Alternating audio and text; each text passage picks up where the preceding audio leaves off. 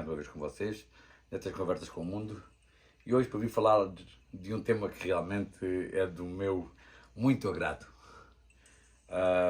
Por ser talvez um pouco fora do normal ou daquilo que as pessoas acham como comum, talvez aí seja uma das razões pela qual eu tenho uma grande atração por ele. Os barulhos que vocês estão a ouvir é da gata que anda por aí, me feita louca. O que eu quero dizer é o seguinte: hoje vim falar de, aqui conhecidos na América como UFOs, atualmente UAPs, conhecidos como nós aí em Portugal e no resto do mundo que fala a língua portuguesa como OVNIs, Objetos Voadores Não Identificados, Unidentified Flying Objects, e agora UAPs, que quer dizer areal, fenómenos desconhecidos ou não identificados. E venho falar deste assunto porque realmente há uma revelação que eu quero dar a vocês. Se não estão ainda ao par das notícias atuais sobre este assunto, alguém do Departamento de Defesa deu autorização a que alguém dentro da sua umbrella, dentro da sua cobertura, não é? Pudesse vir de alguma forma trazer informação sobre este fenómeno a nós. Este senhor chama-se David Grush. O David Grush veio dar uma entrevista onde veio dizer que de alguma forma existem factos concretos e definidos que nós estamos na possessão de objetos não identificados. Que apesar da nossa ciência e de todos os nossos conhecimentos a nível científico, são ainda muito acima daquilo que nós compreendemos ou podemos ter a capacidade de poder desenvolver. Realmente isso é extraordinário.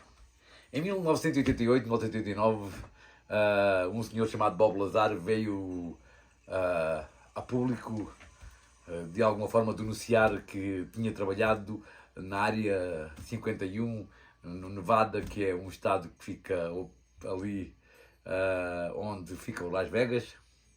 Ele tinha trabalhado nessa área 51 num projeto ultra secreto para descobrir como poder fazer o reverse engineering, ou seja, a reversão de engenharia de como trabalharia o reactor de uma dessas naves que tinham sido encontradas ou sido de alguma forma descobertas pelo governo americano. Segundo Bob Lazar dizia, nesse momento o governo americano estava na possessão de 9 objetos voadores não identificados. Ele teve apenas acesso a trabalhar num, que ele dizia que trabalhava com um reator antigravitacional, quer dizer, tudo acima daquilo que nós conhecemos. Ele dizia que a nave realmente tinha apenas 52 pés de comprimento, ora cada pé tem 30, pouco mais de 30 centímetros, por isso o que quer dizer que a nave teria aproximadamente cerca de 15 metros. Mas ele disse que realmente lá dentro tinha apenas 3 assentos e que eram pequenos e que realmente só uma pessoa de estatura pequena podia lá andar bem à vontade. Não existiam qualquer instrumentos, nem qualquer monitores, nem botões, nem computadores, nada que fosse visível. Tudo aquilo que existia lá era quase propriamente como que simbiótico.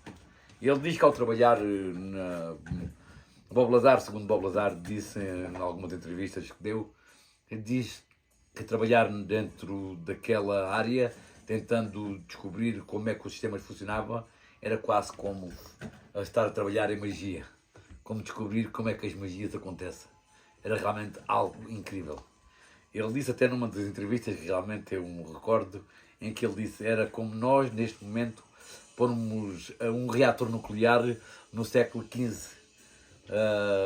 Realmente, os cientistas daquele tempo, como é que eles iam olhar para um reator nuclear?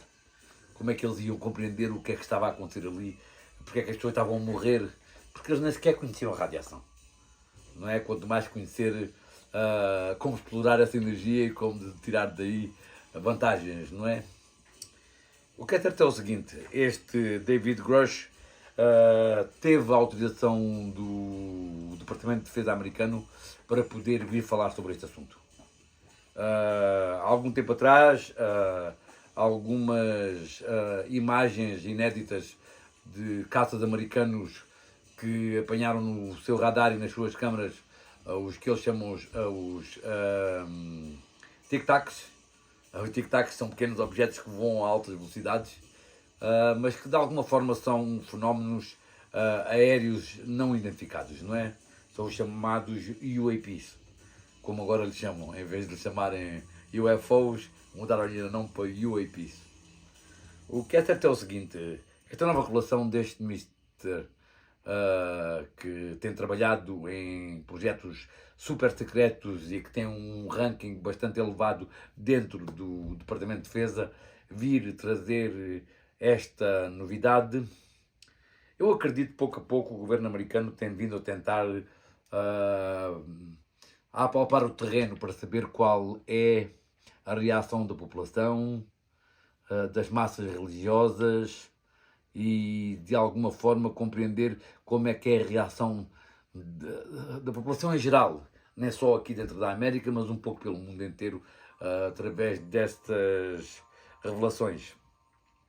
Uma coisa é certa, não é? Quando falamos nestes fenómenos, nestes objetos não identificados, e que realmente são, por sua vez, construídos por seres de outros planetas, de outros sistemas solares, talvez até de outras galáxias, quem sabe, nós não conseguimos considerar a capacidade de poder viajar nem à velocidade da luz, muito menos ultrapassar distâncias astronómicas como aquelas que, pelo visto, estes objetos têm a capacidade de fazer.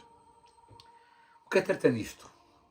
Esta revelação é extraordinária, porque esta revelação vem-nos trazer mais uma vez alguma luz sobre este assunto e vem de alguma forma trazer um pouco de veracidade a todas aquelas pessoas que infelizmente foram denegridas ou foram gozadas por dizerem que tinham visto um objeto voador não identificado.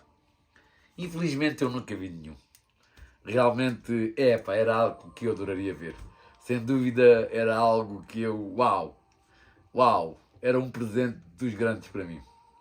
Apesar de, segundo este Mr. David Grush dizer, nem todos são amigáveis, segundo se consta, alguns deles são hósteis, e segundo se consta, tiveram interações com o exército americano, principalmente com aviões, certamente não muito amigáveis. Pelo visto, inclusive, até derrubaram alguns aviões americanos e alguns pilotos morreram. Ele não foi muito específico, ele disse que não podia ir muito longe dentro daquilo que podia falar. Muito daquilo que ele falou, que foi permitido para ele falar, foi aquilo que lhe foi permitido pelo Departamento de Defesa e pela Força Aérea, pelo visto, né? Porque ele não pôde revelar muito daquilo que se passa. O Pentágono continua a negar este facto. O Pentágono realmente é para onde vai, de alguma forma, o governo centralizado do que é o exército americano. E eles pensam que estão na detenção de tudo aquilo que se conhece ou sabe sobre estes fenómenos. Eu acredito no seguinte, eu acredito que alguém que está à frente deste departamento sobre de alguma forma, a reversão de engenharia destes projetos e o conhecimento mais aprofundado sobre estas tecnologias, eu penso que não tem nada a ver com o Pentágono. E realmente o Pentágono, quando diz que isto é mentira, que ele não tem nada de conhecimento disto, eu acredito que até seja possível.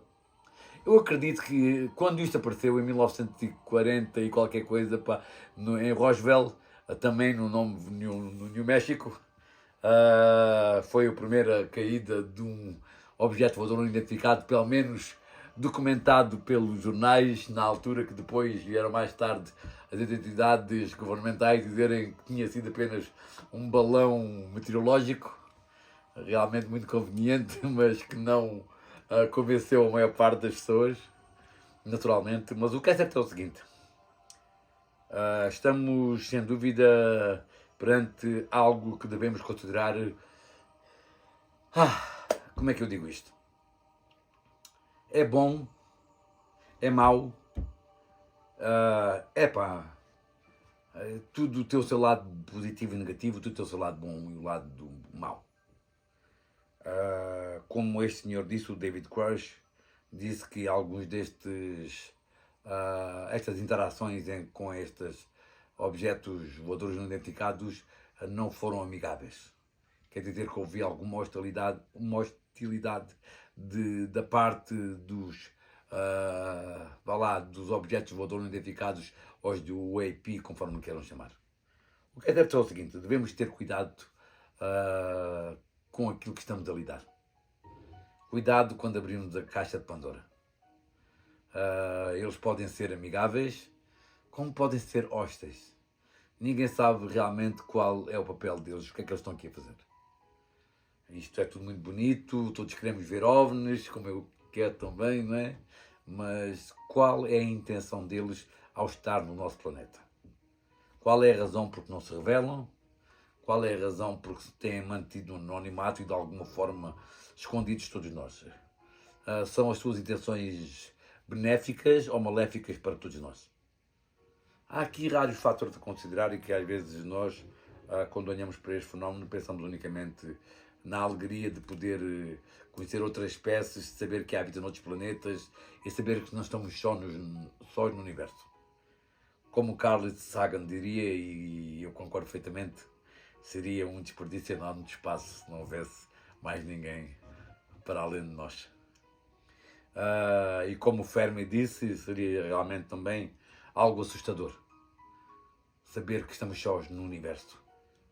Mas é também assustador saber que estamos rodeados de outras espécies e que não sabemos quais são as suas intenções. Não sabemos quais são as suas filosofias, ideologias, formas de pensar o mundo. São espécies completamente distintas de nós, com formas de pensar e estar na vida completamente acima de tudo aquilo que nós somos capazes de imaginar. Alguns deles podem ser até parecidos connosco, outros podem ser completamente distintos. Só porque nós vivemos num ambiente que nós conhecemos e pensamos que tudo é como nós e tentamos sempre que encontramos comida noutros planetas, alguém que fala inglês, não é? Ou português, ou espanhol, ou italiano. Nada disso, pá. Certamente estas pessoas conseguiram viajar através destas distâncias astronómicas pelo espaço, devem ter uma ciência muito mais avançada do que nós. Devem ter a capacidade de compreender a física do universo e a astrofísica e matemática quântica e outras coisas mais acima de tudo aquilo que nós temos capaz de compreender. Nós utilizamos a nossa matemática baseada nisto. Dígitos, 10 dígitos. Desde 1, 2, 3, 4, 5, 6, 7, 8, 9 e o 0, que é o que faz o 10. É nisto que nós baseamos a matemática que nós conhecemos comum a todos nós, não é? Com que nós somamos, dividimos, multiplicamos e subtraímos. Uma coisa é certa, se tivéssemos 20 dedos, qual seria a nossa matemática? Aprendemos a contar pelos dedos da mão os números e daí nasceram os 10 números que nós conhecemos. Agora, como é que esses seres veem o universo? Como é que eles foram capazes de desenvolver as tecnologias que desenvolveram? Qual a forma com que eles compreendem o mundo? Qual a forma com que eles comunicam? O que é que eles comem, bebem? Que ar é que eles respiram? Respiram oxigênio tal como nós? Claro que não. Muito, por mais incrível que pareça, creio que outro planeta igual ao planeta Terra realmente seria um diamante a encontrar em qualquer parte do universo. Creio que aí podemos ser muitos, mas certamente diversos. Que não acredito que exista um planeta igualzinho ao planeta Terra em lado nenhum no universo. Aí somos únicos, sem dúvida. E cada um de nós é único e exclusivamente, extraordinariamente raro. Mas devemos compreender algo aqui. Ah, segundo este David Grush veio dizer, ah, parece que realmente esta identidade que está no poder destas naves ou destes objetos não identificados têm a noção e a compreensão que há outros países no mundo que também estão na possessão de objetos desta natureza. E aqui fica um ponto de interrogação.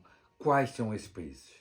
A Rússia, a China, a Alemanha, a Itália, Portugal, o Japão, a Índia, o Brasil? Que países estão realmente na possessão destes objetos e que estão de alguma forma a tentar reverter a sua engenharia para podê-la usar em seu benefício? Penso que quem quer que seja capaz de fazer esse processo tornar-se realidade terá uma vantagem sobre todos os países extraordinária. Algo acima talvez daquilo que nós podemos compreender.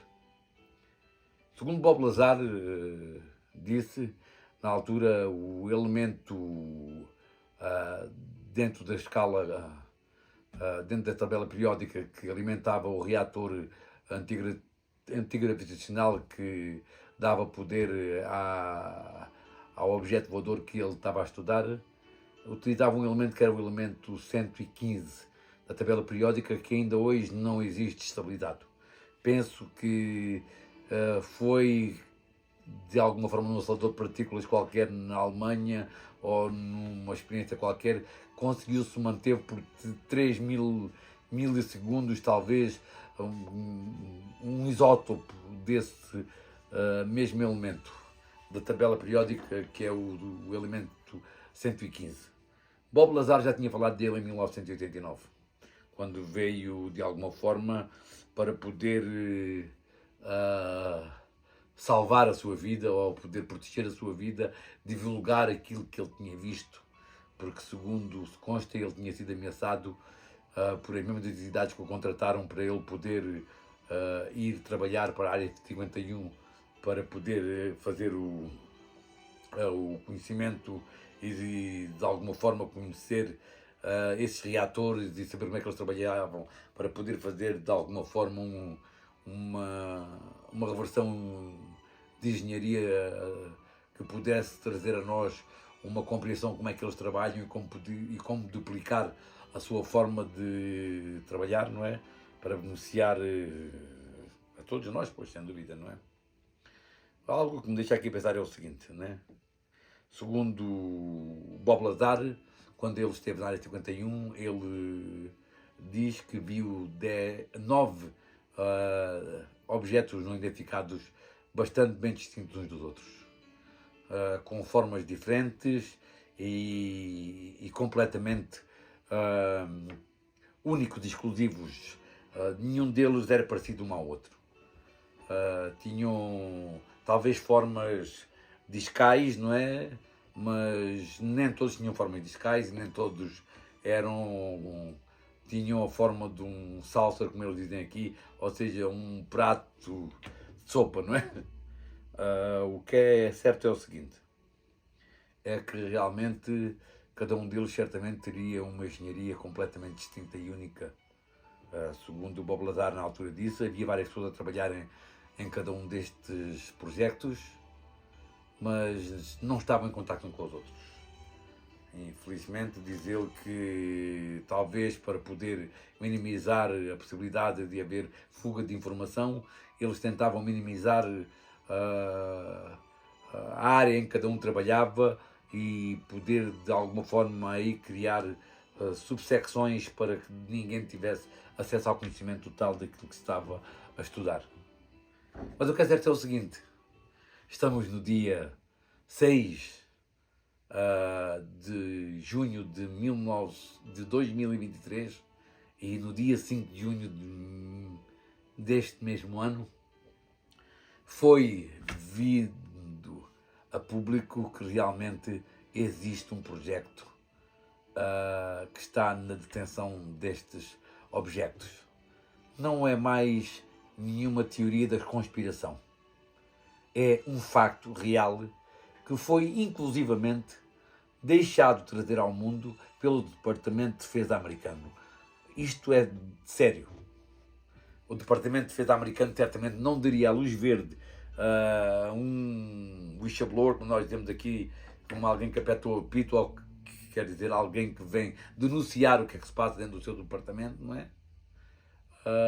A luz verde, sem de alguma forma ter a intenção, mais cedo ou mais tarde, de vir e realmente informar o público sobre aquilo que se passa. Eu acredito que isto não passam de apenas testes para saber como é que nós todos reagimos a este facto. Mas o que é certo é o seguinte, nisto tudo, não estamos sós. Não somos os únicos no universo. Existem outras vidas. Que elas sejam de alguma forma positivas para nós, ou nos venham trazer algo bem ou mau, isso já é outra questão. Mas não estamos só. Quer dizer que a vida é algo que acontece noutras partes do universo. Não somos únicos, não somos exclusivos, e isso é extraordinário. Porque seria muito triste olhar para um universo imenso, com mais de 2 trilhões de galáxias, e sabermos ou pensarmos que seríamos os únicos vivos, os únicos seres vivos nesta imensidão incrível que é o universo. Para mim, sem dúvida, isto marca um marco histórico que eu creio que a humanidade devia celebrar. É a humanidade e todos aqueles que amam a vida e que de alguma forma amam a diversidade e que amam todas as possibilidades que o universo cria, não é? Eu estou feliz. Estou feliz, não tive a oportunidade de ver nenhum desses objetos, porque segundo se consta, esse senhor, o senhor David Grush, teve a permissão para poder vir falar, mas segundo ele próprio delineou que foi-lhe impostas algumas condições, e algumas dessas condições foi não revelar identidades, não revelar locais, não mostrar fotos e de alguma forma não dar a nós nenhuma, como é que é dizer, informação palpável que nós pudéssemos segurar e poder dizer, olha, temos aqui algo. Não. Ele veio falar de uma forma unilateral, não veio certamente com muito agrado pelos seus chefes trazer este desvendar de mistérios dentro do Departamento de Defesa, não é? Mas uma coisa é certa, não é? Este senhor teve acesso à informação ultra secreta e super classificada de diversos departamentos, e o que é certo é o seguinte, ele disse sem dúvida que não estamos sós, que existem realmente estes objetos voadores não identificados e que estão a ser estudados e de alguma forma tentar reverter a sua engenharia para o benefício da humanidade. Hoje, nestas conversas com o mundo, não quero ir muito mais longe, só vim aqui trazer esta notícia que para mim acho realmente uma das notícias do século. Para mim é sem dúvida uma alegria poder vir aqui hoje e poder dizer a vocês que não estamos sós, que existem outros seres no universo, que independentemente de David Grush tiver tido a oportunidade de poder mostrar fotos desses objetos não identificados ou dos seres que voavam enquanto esses objetos foram capturados, que segundo se consta, alguns não foram capturados da melhor forma possível, pelo menos dentro de um plano pacífico, não é? Calcula-se que eles foram capturados de maneiras diferentes. Segundo se consta, houve interações entre alguns destes objetos e caças americanos, não é? Que não foram, e também pela parte dele ainda tido a possibilidade de poder informar ao público o que é que tinha acontecido. Isso faz parte de documentos altamente secretos e classificados que ainda não podem ser revelados ao público, segundo ele, não é? Mas uma coisa é certa. Hoje é sem dúvida um dia histórico para a humanidade. Pela primeira vez tivemos, nem só desde 2001, 2002, 2003, que vimos aqueles que eles chamam tic-tacs, e que o primeiro caso a ser revelado foi, se não tenho em má memória, foi revelado pelo exército mexicano, em que realmente mostraram alguns objetos a voar na distância, algumas luzes a voarem paralelas umas às outras. Esse foi o primeiro vídeo que nós vimos concreto e de alguma forma que nos veio informar sobre a existência de UFOs, né?